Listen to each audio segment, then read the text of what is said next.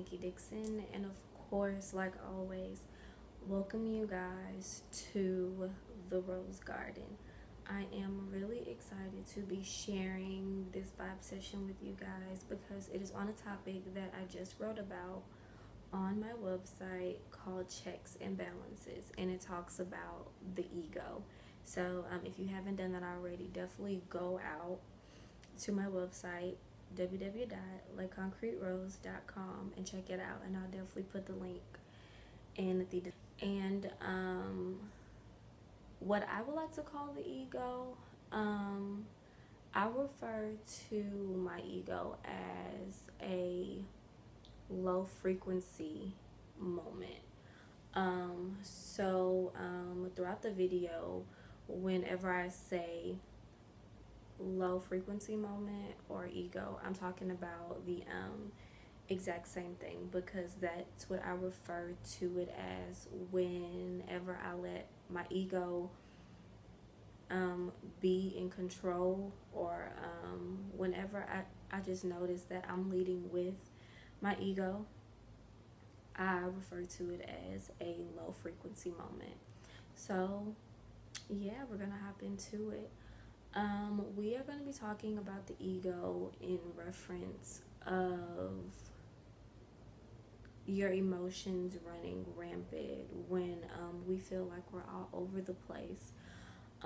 Most times when our emotions are all over the place, is either we are being selfish, we are in a rush, we are very impulsive, we are holding grudges, we're like really angry about things. That is our ego taking control of whatever the situation is. Most times we let our ego do the talking for us in a lot of situations, and that's perfectly normal. That's okay, because we are pure human. But sometimes we definitely have to get it under control, because we'll just be all over the place. And when that happens, we really have to take the time to take a break and just reflect on the moment, because our ego is our self-esteem, it is our self-importance, it is how we view ourselves, things of that nature. It is the persona that we put on in a lot of cases, and that can be unhealthy in a sense, because we begin to suppress other parts of us because we are letting the ego take the driver's seat, when in actuality we really should lead from the heart and let our souls take the driver's seat and put our ego in the passenger seat. Because what that does is it allows us to see things in a different light. We get to have a different perspective on things, because most times our ego tends to be one-sided. It's me, me, me, me, me. It's what I want. It's what I think I want. It's now. When sometimes we can't have everything our way, and that's just the reality of it. And when we have a persona on, in many cases we really don't know what we want, as well as, more importantly, what we need at that time. And that's when meditation comes into place. That's when we get to take that quiet time and really get to balance ourselves. Because many times when our egos are in control, we are off balance. We aren't aligning with what our soul wants, and our soul is our cravings, and that aligns with our intuition and our hearts. And I find this topic really interesting, because when we talk about egos, we have to take into account our chakra system, because we have something called our solar chakra, and that is our sense of self, that is our willpower, that is our self-esteem.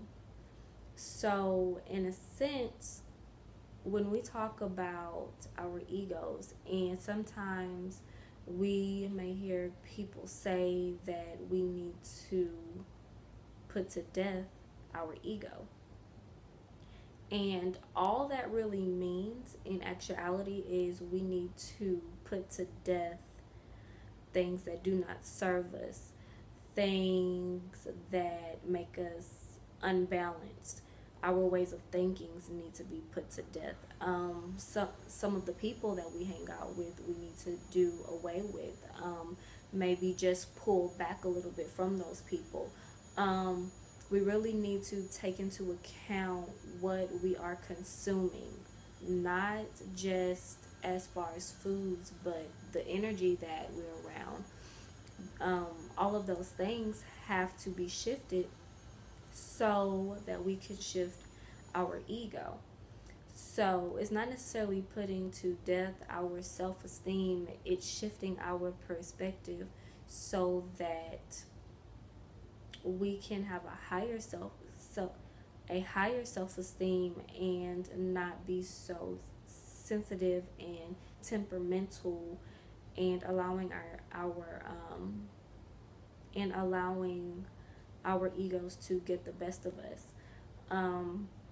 So when we put our soul in the driver's seat and put our ego to the side, our ego will be naturally fed, because we will be doing things that are a part of our purpose, our plan.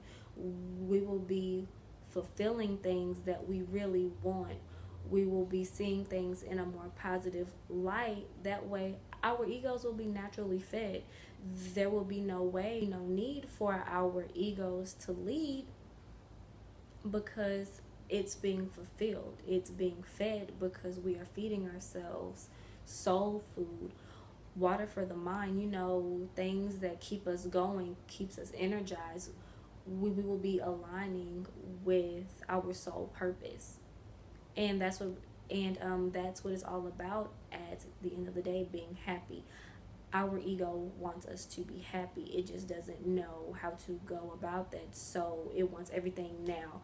It's angry, it's pushy, it's very sensitive and attached to everything, holding grudges, all of that. It just wants us to be acknowledged in some type of way. And when we allow our souls to lead, we are acknowledging ourselves. We are taking the time to take care of us and put us first, because that's what the soul does. It puts you and your soul craving, your purposes, wants, and needs first. So that is what my blog was about on my website. I hope that this was fulfilling you guys and that it was helpful. So please continue to like and share, and let me know what you think in the comments. And if you have any questions, of course, drop them below. I would love to connect with you guys, talk to you guys, and I will also put my email in the description below as well, in case you guys want to